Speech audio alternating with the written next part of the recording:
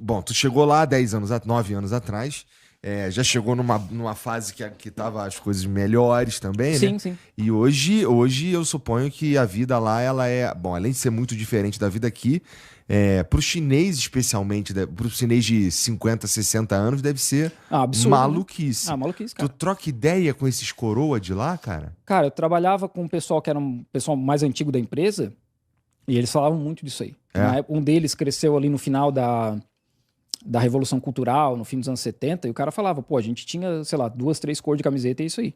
Um azul mais escuro e um branco.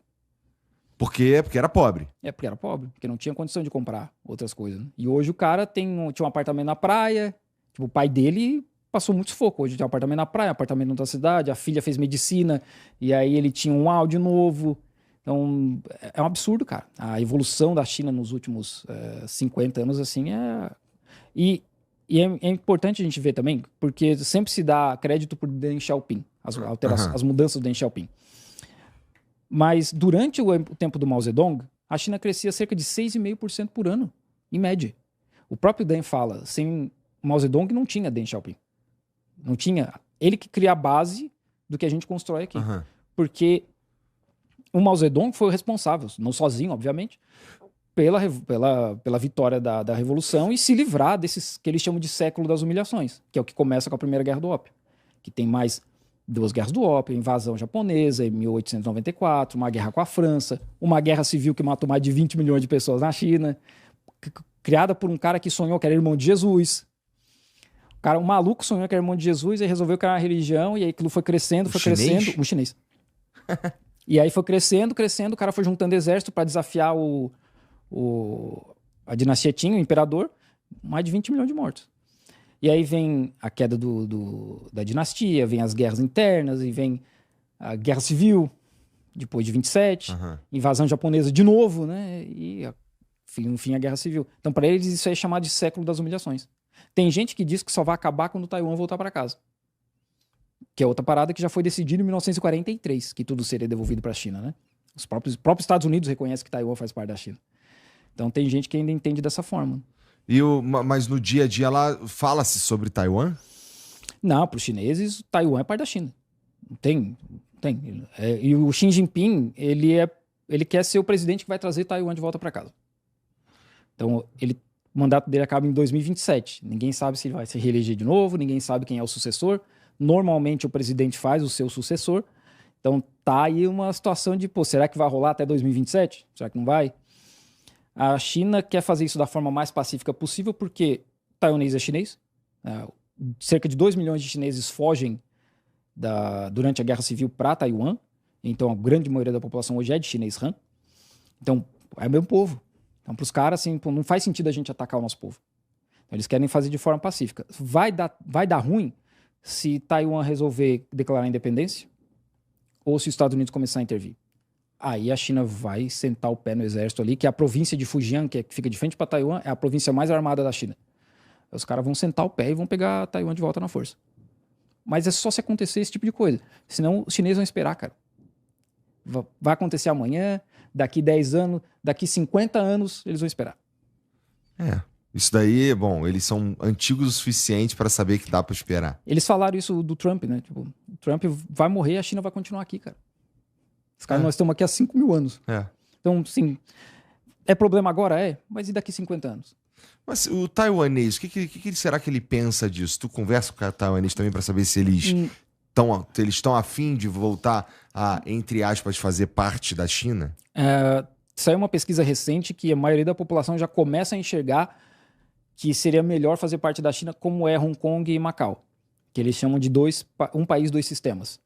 Hong Kong e Macau têm a moeda própria, passaporte próprio, o sistema eleitoral próprio. Hoje, por exemplo, pode votar em Hong Kong. Antes, durante o Império Britânico, não podia.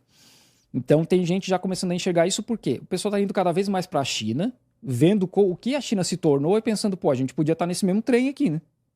Então, tem isso. Claro que aí tem influência dos Estados Unidos contra, tem o partido que está no poder hoje que é contra.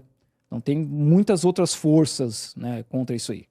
Eles são tá falando de Taiwan, ser Sim. contra voltar para A reanexação com a China, né? Tá, e o chinês vai esperar, vai ficar esperando lá Eles vão até esperar. chegar a hora. Eles vão esperar. Você acha que existe algum risco dos Estados Unidos querer entrar nessa briga aí? Porque, porra, é isso que você falou. É meio que forçar a barra pra rolar uma guerra, pra rolar sangue, né? Explosão e tudo mais. Então, tem um pessoal lá dentro do Pentágono, dentro do governo dos Estados Unidos, que entende o seguinte: a gente criou um inimigo, que é a China, mediaticamente, Aham. e nós estamos gastando esforço e tempo na Ucrânia. E a Ucrânia não vai dar mais nada, sabe? Não vai mais pra frente, pra trás, não tem mais pra onde ir, e nós só estamos gastando tempo e dinheiro. A gente devia estar focando tudo isso aí na China. Tem um pessoal que é assim, que quer que pegue todo esse esforço e jogue pra atacar a China, pra criar uma guerra maior com a China. E aí também tem o pessoal que quer mandar isso aí para Israel continuar o processo dele de colonização lá, inclusive criar a tal da Grande Israel, né? Mas só se isso acontecer. Porque a China vai ficar na deles, cara. A China vai ficar lá esperando e pode acontecer desse grupo aí dos Estados Unidos que tem essa ideia de vamos atacar a China, por acabar com essa guerra da Ucrânia de uma vez e começar a jogar tudo isso aí para lá. Como? Eles estão construindo agora 4 bases militares nas Filipinas, no norte das Filipinas. Colocar míssil balístico lá, por exemplo. Colocar sistema de mísseis de defesa. Esse tipo de coisa pode começar a empurrar a China para uma situação de a China tem que fazer alguma coisa, né? E é interessante quando a forma como a gente vê as coisas lá e a forma como as coisas são faladas aqui. Porque os Estados Unidos têm 50 mil soldados no Japão, 25 mil na Coreia do Sul, tem base militar ali cercando a China o tempo todo, mas a China que é a agressora? Os Estados Unidos e o Japão têm que se defender da agressão da China. Que agressão? A China, o erro da China foi ter um país no meio das bases militares dos Estados Unidos? Então, assim, é muito complicado pra gente que tá lá e ver as coisas do ponto de vista de lá, ver gente aqui falando, não, porque a China que tá errado na história. Mano, os caras constroem base militar atrás de base militar pra cercar a China, né? Pra impedir que a China acesse o oceano. E por isso que Taiwan é tão importante. Sim. Hoje dá pra dizer que tu gosta do comunismo? Cara, vendo o que os caras fizeram na China, não tem como não gostar do que os caras fazem lá, né? Até o pessoal fala aqui no Brasil, né? Não, porque lá não é comunismo. Beleza, vamos copiar aqui pro Brasil, então? Porque deu certo, né? Deu certo. Os caras estavam... O PIB da China era o mesmo do Brasil nos anos 80. Onde é que eles estão hoje? Então, alguma coisa os caras fizeram certo. Mas quando tu saiu daqui, tu gostava da ideia do comunismo? Não. Sinceramente, eu não lembro direito, né? Já faz bastante tempo, mas eu não tinha essa ideia, né? Nunca tive o sonho de morar na China, né? Isso foi acontecendo. Mas eu não tinha essa percepção, nem do que era comunismo direito. Entendi. Mas o comunismo lá, a gente falou rapidamente aqui, mas ele acontece de um jeito, ele tá meio, pelo que tu falou, em transição para um modelo melhor. O Elias Jabbour fala muito isso, né? Que é a superação do capitalismo, e aí a China está num estágio de socialismo, que eles querem chegar num estágio mais avançado até 2049. Comunismo, ninguém sabe quando é que vai chegar na China, né? Mas a ideia é que o socialismo continue crescendo na China, o Estado controlando cada vez mais empresas e os trabalhadores tendo uma qualidade de vida melhor, reduzir a pobreza, reduzir o número de bilionários, sabe? Esse tipo de coisa. Os ricaços lá, será que eles estão felizes também? Devem estar, né? Afinal, estão ricaços. Por enquanto, sim, né? Em algum momento eles sabem que o governo vai passar o rodo em todo mundo, né? Não digo literalmente matar ninguém. Não que isso não tenha acontecido antes, mas é o dinheiro dessa galera. Pô, ninguém precisa de 100 bilhões para viver, né? Não, imagino que não. Ninguém precisa, né? Então, assim, a ideia mais ou menos é essa. O governo agora... Já faz uns anos, eles têm ali acho que é uma meta de quanto que esses caras têm que doar por ano. Ah, é? Para as campanhas de combate à pobreza. Então, hoje os bilionários doam para combate à pobreza anualmente. E isso vai para o plano de combate à pobreza da China. Né? Cara, se um dia vocês forem para a China, vocês vão ver, cara, não tem morador de rua, cara. Vai achar à noite, assim. À noite vai ter uns caras que vão parar de repente embaixo de uma ponte para dormir e tal. Mas de dia, você não vai achar. Isso vai em cidades com 25 milhões de habitantes, 30 milhões de habitantes, não vai ver morador de rua. Não tem uma Cracolândia lá? Não tem, porque até por conta dessa questão das drogas, né? Mas eu quero dizer assim, galera na rua que vive não tem. Isso é uma parada que é um contraste muito grande quando eu venho, por exemplo, a São Paulo, e aí fica o pessoal falando os direitos individuais da China. Pô, e o direito do pessoal da Cracolândia fica onde? A galera morando na rua, que eles têm liberdade de xingar o Lula? Tem. Morando debaixo do minhocão. Na China, o pessoal não mora na rua. 80% dos millennials têm casa própria. Então, assim, o que é mais importante? Xingar o Lula ou ter uma casa com banheiro, com uma cama certinho, segurança, saber que tu vai ter um lugar para dormir todo dia? Eu acho que que tem a ver com isso quando eu falo que a nossa ideia de sociedade ideal é diferente do ponto de... Assim, a gente que mora aqui nas Américas, América Latina no nosso caso, no Brasil, e os caras que estão lá na China, que têm origens, os povos têm origens muito diferentes, como você falou, base filosófica diferente e tudo mais. Os valores, eles têm pesos diferentes também, né? Então, aqui o cara que ele... inclusive, é engraçado quando o cara acha que é livre, porque, porra, a gente é livre, mas a gente trabalha pra caralho o dia inteiro, se mata e tudo mais, pra poder comprar o próximo telefone. E lá o cara coloca essa liberdade de poder, por exemplo, xingar o presidente numa escala bem menor, né? Lá ele tá bem mais interessado em ter uma segurança financeira pra viver, né? viver. Dá pra dizer que esse daí é a preocupação número 1 do chinês? É o cara que ele quer garantir que ele vai ter a condição de dormir e comer. A China, como eu falei, em 49 era um dos países mais pobres do mundo. Então a gente tem aí 3, 4 gerações, mais ou menos, sei lá quanto é que dá cada geração. Pô, e o cara tava vivendo numa pobreza desgraçada. E hoje os caras estão vendo a China fazendo esse desfile militar absurdo. Então, eu acho que o mais importante primeiro é todo mundo tem comida, todo mundo tem casa, segurança, tá tudo certo, beleza. Depois a gente vê se pode xingar o presidente ou não pode, né? E esse conceito de liberdade que a gente vê aqui, né, é muito que vem dos Estados Unidos, né, cara? É muito influenciado pelos Estados Unidos. Sim. Que talvez funcione lá para eles. Não funciona tão bem, mas de qualquer forma, não necessariamente é o que o Brasil deveria usar, né? Então, assim, talvez a gente possa aprender um pouco também com os outros, não só copiar o que os Estados Unidos fazem. Copiar qualquer experiência em geral costuma dar errado, porque a gente tem nossas próprias particularidades, né? Não, a própria Revolução Chinesa segue uma linha diferente da União Soviética. Na União Soviética os caras focaram em cidade e na China eles focaram no campo. Então, e um país do lado do outro, né? Tem uma fronteira gigantesca entre a China e a Rússia. E os caras seguiram outro caminho. Então o Brasil, que é longe, não tem como copiar, não dá um copiar e colar. Mas dá pra gente aprender algumas coisas. Por exemplo, a BYD veio para cá. Quando a Tesla foi para a China, a Tesla falou, a gente não quer joint venture, a gente não quer um sócio chinês. A China falou, beleza. Mas todos os fornecedores têm que ser chineses. Ok. Desenvolveram os fornecedores chineses. Agora tem uma malha de fornecedores chineses, a China chega e fala, vamos construir o nosso carro chinês. Agora a gente tem BYD, tem Zeekr, tem 40 marcas de carro chinês. A BYD vem para o Brasil tinha que fazer a mesma coisa, transferência de tecnologia. Trem-bala foi a mesma coisa. Foram empresas de trem-bala para a China, os caras aprenderam como é que fazia, porque tinha que fazer transferência de tecnologia. Hoje a China exporta trem-bala para o mundo inteiro. Pô, isso a gente não precisa ser comunista para fazer, né? Total.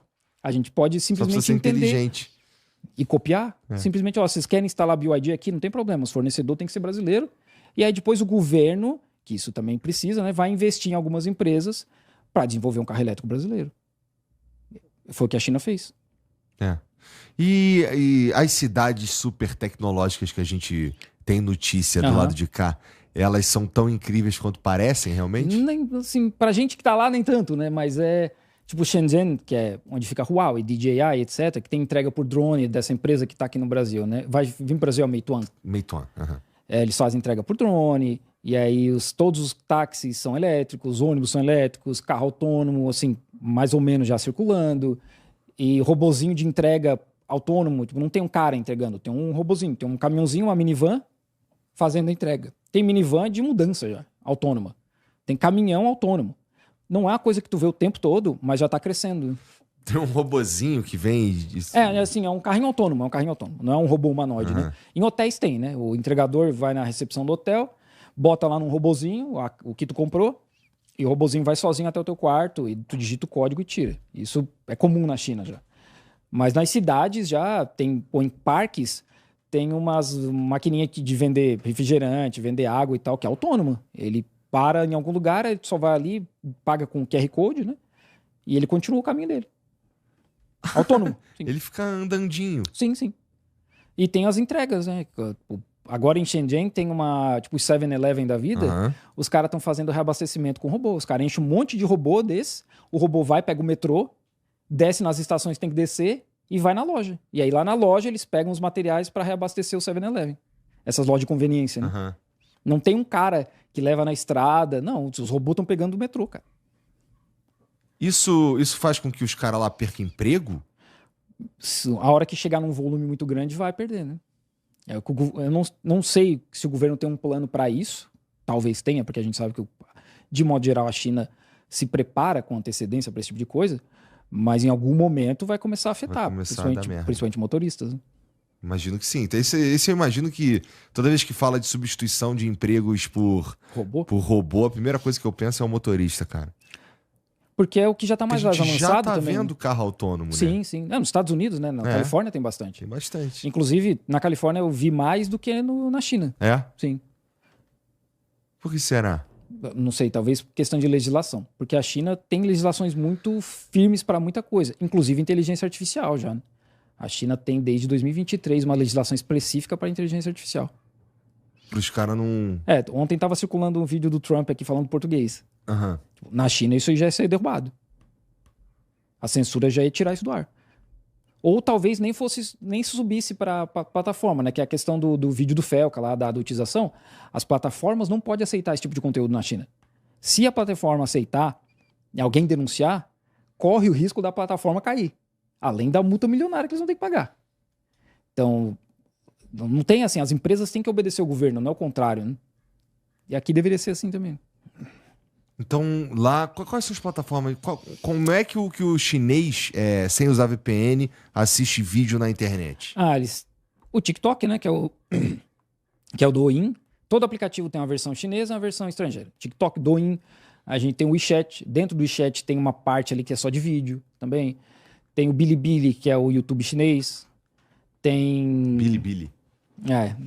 Cara, tem o Weibo, que é uma plataforma escrita como é o Twitter. Então tem um monte de aplicativo. Tem o Xiaohongshu, que ficou famoso quando a galera começou a sair do TikTok, entrar lá, né? Uhum. Que é tipo o Instagram. Então tem todas essas plataformas lá. E a galera consome esse conteúdo chinês. Né?